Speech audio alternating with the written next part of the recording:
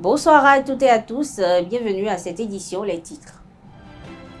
Le président de l'UNAMEL Bénin et une délégation ont concédé à une visite des studios radio et télé de ZAE ce mardi matin. Au terme de cette visite, il s'est exprimé. 4 villes du Bénin accueillent la 3e édition des ateliers BTP du 6 mai au 6 juin 2024. Le lancement des travaux a eu lieu à Cotonou hier lundi. En Russie, l'opposante Navalnaya qualifie Vladimir Poutine de menteur, voleur, assassin avant son investiture au Kremlin. Plus de précisions dans cette édition.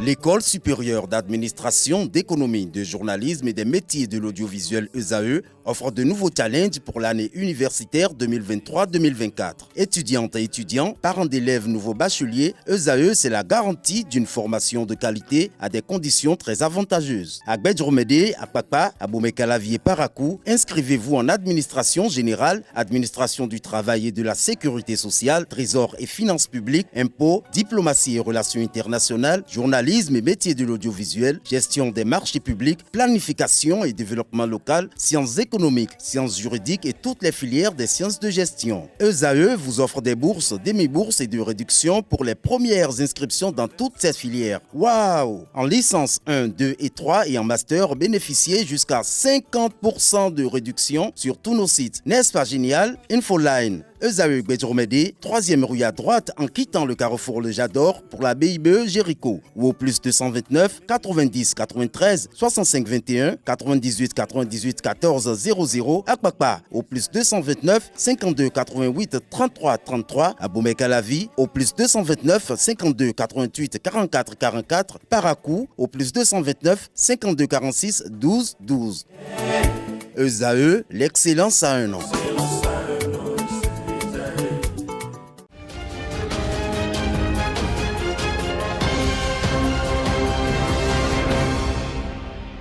Bienvenue à nouveau. Une délégation de l'Union nationale des médias en ligne du Bénin UNAMEL Bénin, conduite par son président Barnabas Oroukoumon, était en visite au sein du groupe ESAE, du groupe de presse ESAE. Ce mardi 7 mai 2024, la délégation s'est imprégnée du fonctionnement du travail, des installations et bien d'autres. Barnabas Oroukoumon livre l'objet de cette visite au micro de Quentin Amoussou. Effectivement, depuis le 9 mars 2024, l'Union nationale des médias en ligne du Bénin a été créée et un bureau exécutif a été mis en place. J'ai eu l'honneur de conduire les destinées de ce bureau, de cette association pour 4 ans. Alors, après cette installation et après les travaux en interne au niveau du bureau exécutif et l'élaboration d'un plan d'action, et nous avons prévu, dans la droite ligne de l'exécution de ce plan d'action, de parcourir les médias partenaires de l'UNAMEL, les médias membres de l'UNAMEL. Et c'est pour cette raison que nous avons démarré cette tournée depuis le lundi. Et aujourd'hui, nous sommes à ESAE. De façon générale, pour les médias que nous avons déjà visités, il était d'abord question de prendre contact avec ces médias, de connaître la situation géographique de tous les médias membres de l'Union nationale des médias en ligne du Bénin et d'appréhender les difficultés des différents médias, de vivre la réalité dans laquelle les différents médias exercent notre profession, quelles sont les conditions de travail, quels sont les matériels que les médias utilisent, quelles sont les difficultés auxquelles ils sont confrontés. Et après ce parcours, nous allons recueillir toutes les difficultés, toutes les préoccupations des promoteurs, les souhaits, les exhortations, les suggestions.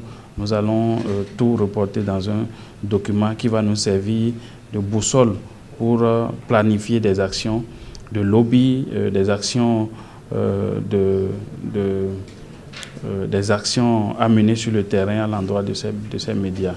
Donc, dans ce cadre, nous avons démarré cette tournée. Et pour ce qui concerne ESAE, nous avons vu un média très bien équipé, avec un personnel aguerri, jeune.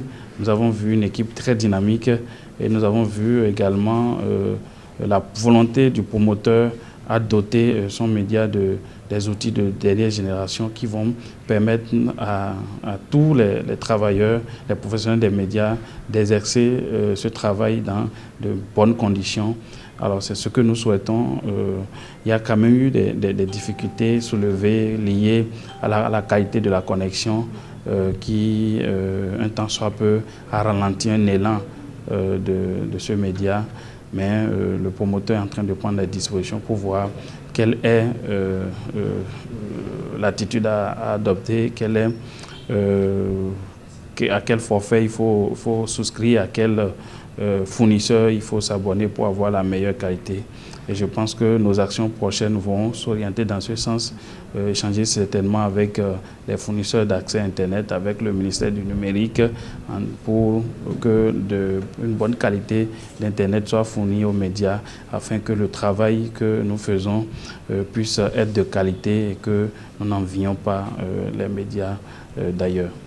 Suite à la marche, je disais tantôt, suite à la marche de protestation pacifique contre la cherté de la vie du 1er mai 2024 au Bénin, organisée par le corps syndical des travailleurs, 42 personnes ont été interpellées et placées en garde à vue. En effet, 21 personnes des 42 détenus sont placées sous mandat de dépôt.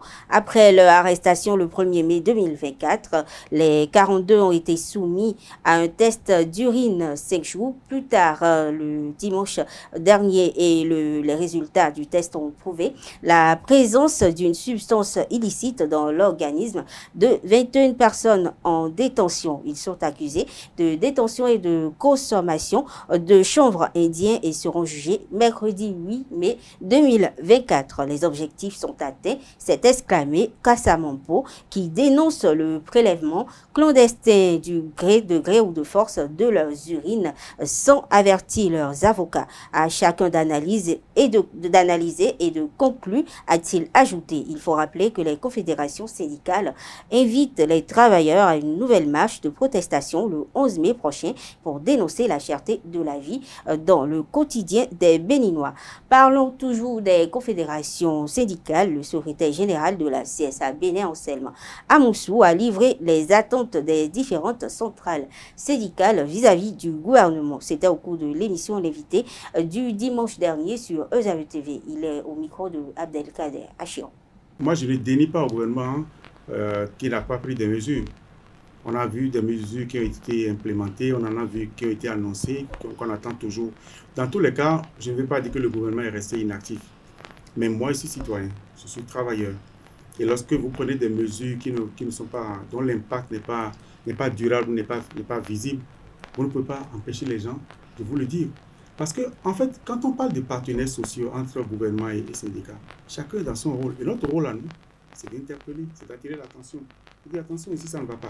Ah là, c'est bon, tu as bien fait. Mais quand ça ne va pas, c'est notre rôle de le lui dire. Et quand chacun de nous comprend sa position et son couloir, lorsque le syndicat proteste, c'est un élément de repère pour le gouvernement pour pouvoir ajuster et mieux faire. La ministre de la fonction publique a privilégié le dialogue. Pourquoi ça n'a pas été...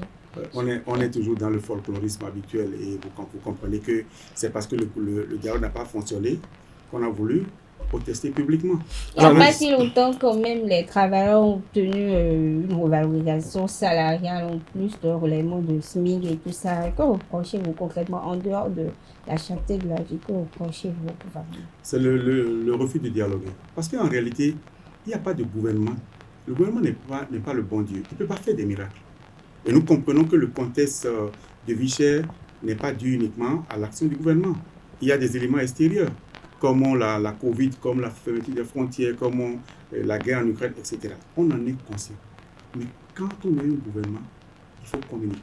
Il faut accepter de discuter avec les gens. Parce qu'on a besoin d'entretenir le sentiment qu'on a parlé au chef qui doit écouter, on a parlé à l'autorité qui doit écouter. Et de se dire, comme on lui a parlé il y a une semaine, on lui a parlé il y a 2 semaines, on peut faire patienter les gens, on peut espérer. Mais on nous tue même cet espoir de pouvoir parler. Donc, il n'y a pas de dialogue. C'est un refus, un mépris, une suffisance. Vous estimez qu'il y a du mépris? Il y a du mépris, il y a de la suffisance. De la part de qui? de la part du gouvernement. Anselme Lamoussou salue cette avancée du gouvernement qu'est l'augmentation du SMIC et soulève la question de la hiérarchisation des salaires. Il est au micro d'Abdelkader Achirou. En son temps, moi je l'avais dit, moi je n'hésite pas lorsque c'est bon à dire que c'est bon. Moi je n'ai pas d'état d'âme à dire un gouvernement a très bien fait à l'applaudir. Parce qu'on a besoin d'avoir ça dans nos rapports. La collaboration. Exactement. Quand quelqu'un a fait, il faut au moins l'applaudir avant de commencer à revendiquer. Donc, on l'a toujours fait sans état d'âme. L'augmentation du SMIC n'a pas été à la hauteur de ce que nous souhaitions. Mais elle a eu lieu. Et c'est important. Des gens sont passés de 40 000 à 52 000. C'est important. Les 12 000 francs permettent de boucher certains trous. Mais, vous savez, vous faites une augmentation de SMIC à 52 000. Et vous refusez de faire la hiérarchisation des salaires qui doit suivre. Or, c'est un élément de solidarité, de justice sociale, c'est un élément de dont vous parlez en d'autres termes, une illustration de hiérarchisation des salaires dont vous parlez. Normalement, quand le SMIC augmente, le mécanisme de hiérarchisation des salaires permet aux salaires qui étaient au-dessus du SMIC de pouvoir également migrer légèrement. Pas dans les mêmes proportions que forcément que le SMIC, mais ça doit migrer chez elle. Je vais donner un exemple concret. Oui. Le SMIC est peut-être que moi je gagne 40 000. Le SMIC passe à 52 000, donc je passe à 52 000. Celui qui était à 52 000, il ne doit pas rester là si on veut de la motivation et de l'équité. Donc la hiérarchisation permet de le faire migrer peut-être pour passer à 55 000. Alors, vous comprenez? Oui. Et donc cet élément qui est connu de nous tous ici au Bénin et ailleurs, a été remis en cause par le gouvernement. Donc, du coup, les effets de l'augmentation SMIC sont dilués dans cette forme d'insensibilité à l'impact que pourrait avoir cette mesure-là si on l'appliquait effectivement. Les passagers de l'axe routier Porto Novo-Cotonou sont privés de services des Tokpa-Tokpa, les minibus servant de transport commun des personnes et des biens entre les deux villes. Depuis hier lundi, pour cause, les conducteurs des minibus ont décidé de lancer un mouvement d'humeur de 72 heures à Porto Novo. Cette décision des conducteurs fait suite à la deuxième phase de répression liée au non-respect du code de la route. Il s'agit notamment de l'obligation faite aux conducteurs des véhicules à 4 roues de porter des ceintures de sécurité. Et ces conducteurs jugent impertinente cette mesure de port obligatoire de ceintures de sécurité aux usagers de ces moyens, estimant qu'elle serait difficile d'application sur le véhicule dont la structure ne permet pas de leur tenir rigueur sur cet aspect spécifique de la répression. Le groupe dénonce également les différentes contraintes du transport aujourd'hui au Bénin, notamment la hausse incessante des prix de carburant dans le pays. La Cour de répression des infractions économiques et de terrorisme criait à accorder la liberté provisoire à l'activiste politique Romaric Bokor ce lundi 6 mai et le juge lui a accordé la liberté provisoire contre une caution de 2 millions de francs CFA. La demande de mise en liberté provisoire avait été sollicitée par son avocat en raison des rendez-vous sanitaires que le prévenu devait honorer à l'étranger. Le dossier est renvoyé au 1er juillet 2024 pour le délibéré. Pour rappel, Romaric Bokor a été arrêté dans la matinée du lundi 8 avril dernier par l'Office central de répression et de la cybercriminalité au CRC. Il est poursuivi pour des faits de harcèlement par le biais de communication électronique suite à des messages envoyés en privé au ministre du Cadre de Vie, José Didier Tonato. La 3e édition des ateliers BTP a démarré ce lundi 6 mai 2024 à Cotonou. Les différents acteurs des métiers de l'artisanat vont échanger et se faire former sur les meilleures pratiques dans le domaine. Le point de la cérémonie d'ouverture de ces ateliers avec Anaël Dou. La 3e édition des ateliers bâtiments et travaux publics a pris son envol. Basé sur le thème « Qualité des matériaux et réalisation des ouvrages », ces ateliers qui vont se meubler de conférences, débats, expositions, consultations et formations vont permettre aux professionnels des métiers du BTP de renforcer leurs connaissances pratiques dans ce secteur très sensible. Chers partenaires des secteurs du BTP, je cite la SIAP, ENSCO Bénin, HBP, Cobidemen, Sobepec, Omias, Coloris, AT Expertise et ABGP, chers artisans des secteurs des bâtiments et travaux publics, le domaine de la construction est un domaine très sensible et les artisans y représentent un maillon important. La qualité des bâtiments, des routes et autres infrastructures reflète la qualité de nos villes. Il est donc nécessaire de renforcer les compétences professionnelles de nos chers artisans. L'initiative des ateliers BTP vient donc combler un vide en même temps qu'elle répond aux besoins de formation. En 2023, 834 artisans ont été formés sur le plan national, dans les départements de l'Atlantique, du littoral, du Zou, du Borgou et de la Donga. Ils ont bénéficié du programme de formation de la 2e édition des ateliers BTP. Pour cette 3e édition qui se déroule du 6 mai au 6 juin dans les villes de Cotonou, Parakou, Porto-Novo et Djougou, il y aura des ateliers à savoir la maçonnerie, le ferraillage, la plomberie sanitaire, l'électricité bâtiment, la soudure, le carrelage, la peinture bâtiment, la décoration staff, l'étanchéité et la menuiserie bois. Cette 3e édition des ateliers BTP se veut être la plateforme d'échange entre fournisseurs et les clients du domaine. Et ceci ne manque pas de l'accompagnement effectif de l'État. Lorsqu'on prend les statistiques aujourd'hui du secteur, ce sont les entreprises de BTP qui contribuent le mieux à l'économie nationale. Et quand on parle de BTP, ne nous l'aurons pas. Ce sont les artisans. C'est les métiers du bâtiment. C'est vous qui faites l'honneur à cette République sur ce pan. Donc, il n'y a pas d'alternative que d'embrasser le secteur de l'artisanat. Et ça, le gouvernement l'a compris. C'est pour ça que le gouvernement met tous les moyens. D'abord, il a créé à plein temps un ministère en charge de l'artisanat qui fait tout. Il y aura toute une panoplie de renforcement de capacités. En plus de celle-ci, qui s'inscrit dans les initiatives privées de développement des secteurs qu'on accompagne.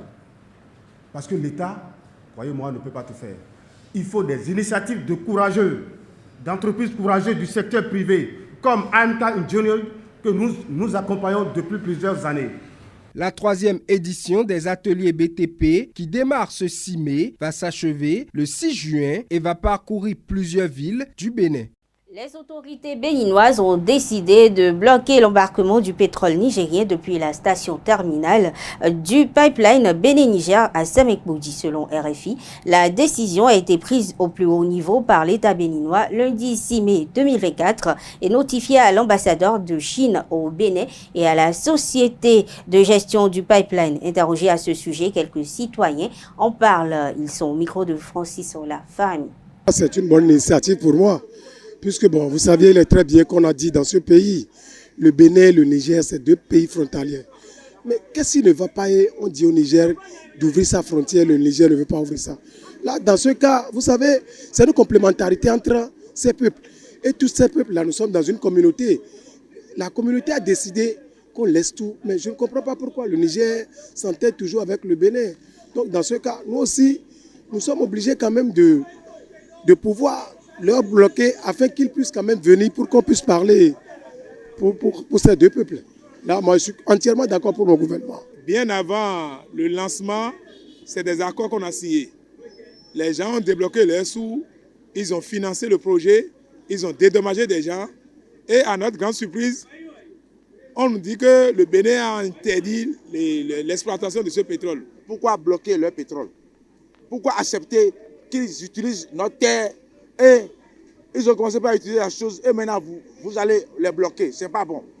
Les travaux là, le Bénin aussi va gagner quelque chose dedans. Ce qu'ils ont commencé par faire là-bas, le Bénin va gagner quelque chose. Maintenant, pourquoi interdire l'exploitation de notre terre? Le chef de l'État n'a qu'à venir nous expliquer qu'est-ce qui les a amenés à faire ça, pour quelles raisons. Si c'est pour la fermeture de la frontière, alors est-ce qu'ils ont besoin de faire ça? Est-ce que ça va marcher? Moi, je doute. Hein. Nos frontières étant poreuses, bon, on va voir.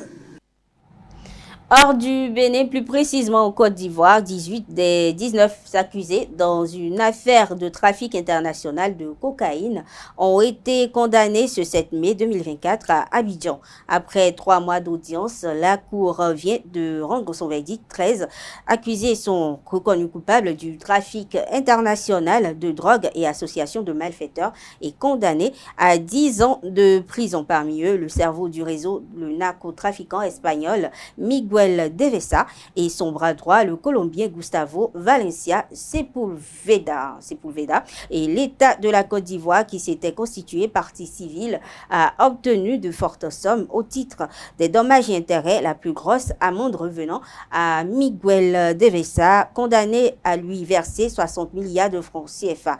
Tous disposent désormais d'un délai de 20 jours pour faire appel de cette condamnation. Ce mardi 7 mai 2024, la France a dénoncé une volonté d'intimidation de la Russie après la convocation lundi de l'ambassadeur français à Moscou, selon un communiqué du ministère français des Affaires étrangères. La France constate que les canaux diplomatiques sont une nouvelle fois détournés à des fins de manipulation de l'information et d'intimidation, indique ce communiqué. La Russie a convoqué lundi l'ambassadeur français pour dénoncer la politique provocatrice de Paris concernant le conflit en Ukraine, après que le président français Emmanuel Macron ait évoqué à nouveau la possibilité d'y envoyer des troupes occidentales. Terminons cette page inter par l'opposante en exil Yulia Navalnaya, qui a qualifié le président russe Vladimir Poutine de menteur, voleur, assassin, peu avant le début au Kremlin de la cérémonie d'investiture de ce dernier qui doit lui permettre d'entamer son 5e mandat. Et notre pays est dirigé par un menteur, un voleur, un assassin, mais cela se terminera forcément, a déclaré Madame Navalnaya dans une vidéo publiée ce mardi 7 mai sur les réseaux sociaux. Et avec lui, a-t-elle ajouté, à la barre, notre pays n'aura ni paix, ni développement, ni liberté. Terminons ces actualités par le sport, où la police républicaine compte officiellement en son sein des karatékas et des hommes formés en self-défense depuis jeudi 2 mai dernier. Plus d'une douzaine d'agents ont passé avec succès les examens de passage de grade à Porto Novo devant un jury fédéral et des hauts gradés. Le film avec Setondé Larius Adjagun. C'est un coussou que dans Baré. Comment? On fait ça. Un seul bras, seul bras. 14 fonctionnaires de la police républicaine du Bénin sont aguerris dans la pratique du karaté-do et en self-défense. Pendant 18 mois, l'instructeur éloge Dayon Hueton de Kancho Dojo les a forgés sur les techniques de cet art martial. Nous avions suivi avec assiduité et succès cette formation. C'était donc une occasion de renforcement de capacités, d'apprentissage, mais surtout de pratique. C'est le lieu de saluer Monsieur le directeur général de la police républicaine pour avoir compris tôt l'intérêt d'engager un tel renforcement de capacité à notre intention.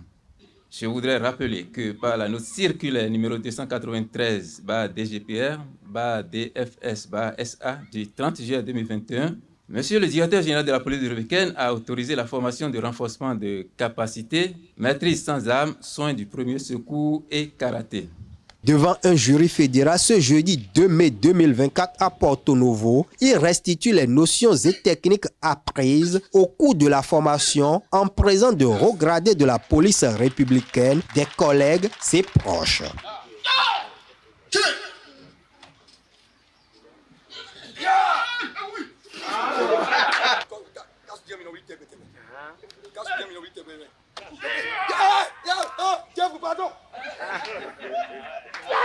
À travers l'exécution des katas, des comités, des techniques de self-défense et autres, les candidats convainquent le président Roch Kenop et ses jurés qu'ils sont plus que dignes de passer de la ceinture blanche à la ceinture jaune et à l'orange. Je peux vous dire tout de suite que si on s'était préparé dans le sens et si on s'attendait à ça, ils auraient pu monter en grade parce que ceux qui nous ont présentés pourraient les amener plus ou moins à la ceinture bleue, mais au moins à la ceinture verte. Donc, on vous encourage, on ne donne pas les points, c'est au mérite. Mais à partir de la ceinture bleue, c'est un autre chant, c'est d'autres sons de cloche, ça devient plus puissant. Je vais vous faire dire que tout ce qu'ils ont fait là, ce sont les bribes. Pour chaque technique qu'ils ont exécutée, il y a 1000 autres manières, n'est-ce pas, de régler le problème. Et pour le moment, ils ne sont qu'aux embryons. La hiérarchie policière se réjouit de l'aboutissement du projet de renforcement des capacités des agents de police en karaté et en self-défense. Je voudrais ici exprimer toute ma fierté de voir les fonctionnaires de police à l'honneur aujourd'hui passer au grade supérieur dans la pratique de la maîtrise du karaté pour ceux qui sont concernés. Ce sport leur permet non seulement d'entretenir leurs conditions physiques, mais il leur offre également l'avantage d'acquérir des techniques pour la maîtrise de l'adversaire et être de ce fait plus performants dans la pratique de leur métier, tout en les exhortant à poursuivre leur ascension dans ce domaine. Je leur recommande de rester des fonctionnaires de police professionnels et respectueux des principes de déontologie qui gouvernent l'institution à laquelle ils appartiennent. Je fais référence ici à l'usage de la force qui doit être mesurée lorsqu'il est nécessaire. Le parrain de la première promotion des policiers pratiquants de karaté abonde dans le même sens que le DFS et prodigue de sages conseils à ses fioles. C'est vrai qu'un des principes des arts martiaux est que quand on vous attaque, vous n'allez pas crier au secours, mais défendez-vous.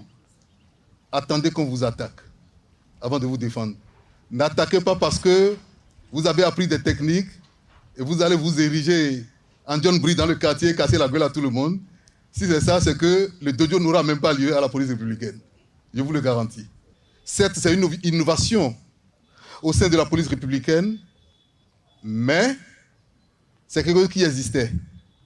C'est quelque chose qui existait et Dieu vous a donné l'occasion d'en être les pionniers à la police républicaine.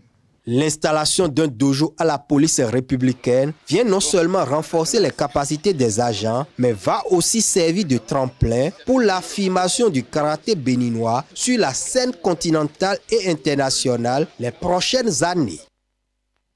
Mesdames, Messieurs, c'est la fin de cette édition. Merci d'être restés à nos côtés. Bonne soirée à toutes et à tous et à très vite.